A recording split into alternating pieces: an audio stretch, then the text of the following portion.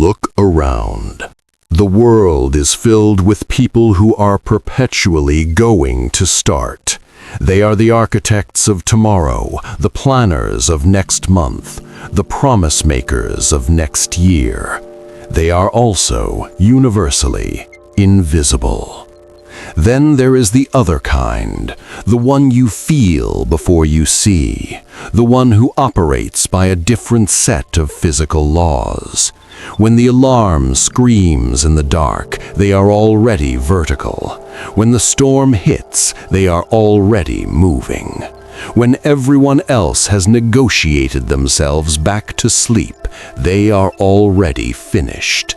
And when you look at them, you don't feel inspired, you feel a chill.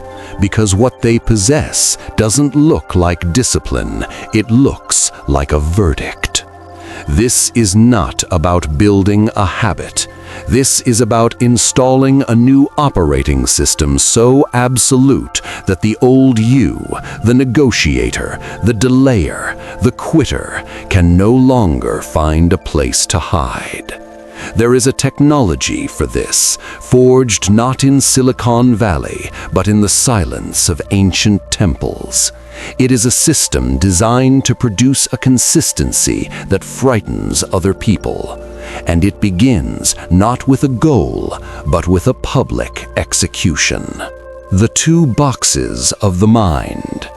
Every commitment you have ever made is sorted by your brain into one of two categories, negotiable or non-negotiable. Negotiable commitments are whispers. They live in the dark. They are the promises you make to yourself in the shower, the goals you save in a private notebook, the resolutions you whisper on New Year's Eve. Because they are private, they are reversible. And because they are reversible, your brain spends zero energy defending them. The moment discomfort arrives, the negotiation begins, and you lose. Non-negotiable commitments are different. They are forged in the public square. They are spoken aloud. They are witnessed. When a commitment becomes public, the stakes shift from the physical to the social, and the primitive brain, the ancient survival mechanism that still believes exile means death, activates. The moment you declare an identity publicly, not a goal, not a hope, but a statement of who you are, you trigger a biological defense system. Your brain now perceives failure as a threat to your standing in the tribe. The fear of looking into the eyes of those who witnessed your declaration, the dread of admitting, "I am not who I said I was." This becomes more painful than the temporary discomfort of following through. The first step, then, is not planning, it is burning the ships. You do not dip your toe in the water. You announce to every person in your life, "I am no longer someone who tries, I am someone who does, and I will report back."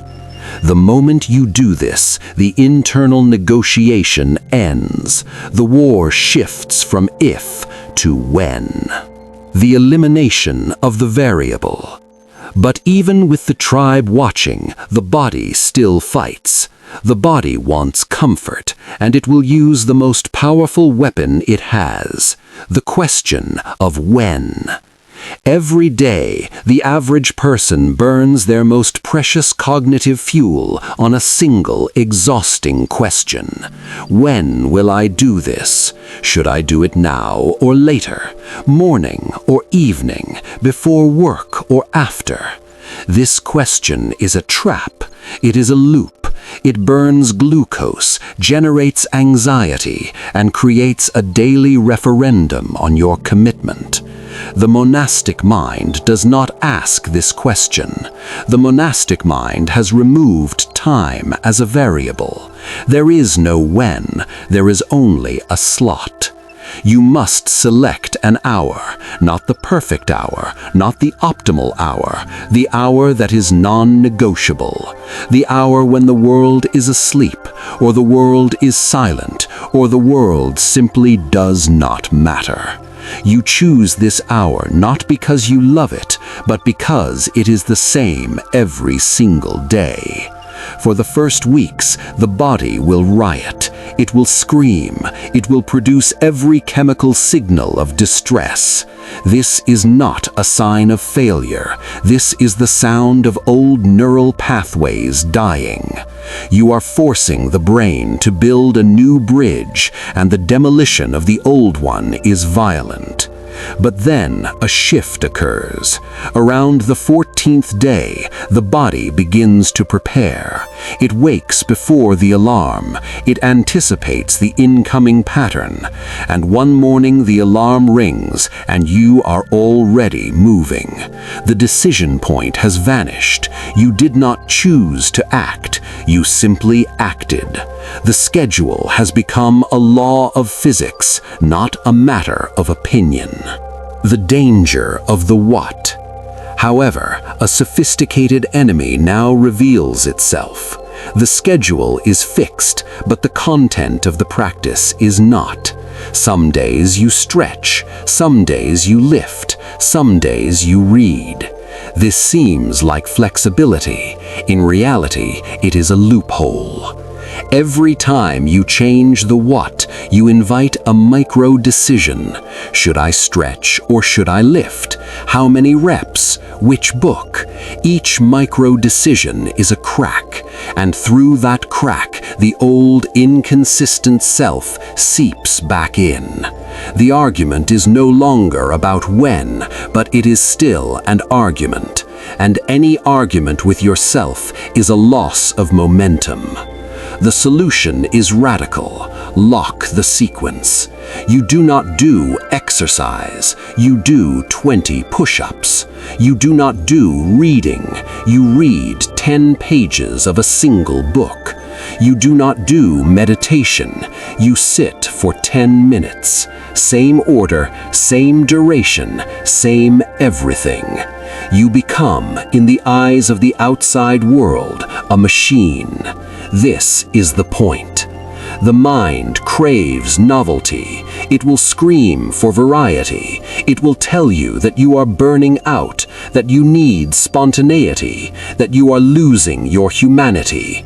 This is not wisdom. This is resistance. It is the final negotiating tactic of the ego that does not want to be tamed. Around week 4, the screaming stops, not because you won the argument, but because the argument dissolved. The pattern is now embedded in the basal ganglia, the part of the brain that handles automatic behavior. You are no longer deciding to do the sequence. You are merely observing your body execute it. The schedule has become a law of physics, not a matter of opinion. The gap is the grave. Now comes the final, most lethal threat, the exception. The body gets sick, the job demands travel, the family intrudes, the world conspires, and in that moment the voice returns with a new seductive logic. This is a special circumstance. One day off is not a failure. You will resume tomorrow. This is the all-or-nothing lie, and it is the primary reason consistency dies. The lie whispers, if you cannot do it perfectly, do nothing. If you cannot do the full 20 minutes, do 0. If you cannot do it in the gym, wait until you can. This logic creates a gap, and a gap is not a pause. A gap is a reset. Consider the river. In a drought, the river narrows, it slows, it becomes a trickle, but it never stops. The moment the water ceases to move, it is no longer a river, it is a dry bed, a memory. To stop the movement even for a day is to become someone who used to practice. The solution is the minimum viable continuity. When the hotel has no gym, you move in the bathroom. When the fever hits, you do 2 push-ups. When the schedule is obliterated, you sit for 1 minute. The quantity is irrelevant. The movement is everything. You do not allow the water to stop. You do not allow the gap to form, because you understand that the gap is where the old self resurrects. Pre-solving the unseen. But how do you maintain continuity when the obstacle is truly unexpected? When the car breaks down, when the child awakes in the night, when the crisis arrives without warning. In that moment of chaos, under the stress of the unexpected, you will default to the path of least resistance. You will make a bad decision because you are forced to decide under fire. The obstacle wins because you are fighting a battle you did not prepare for. The monastic mind does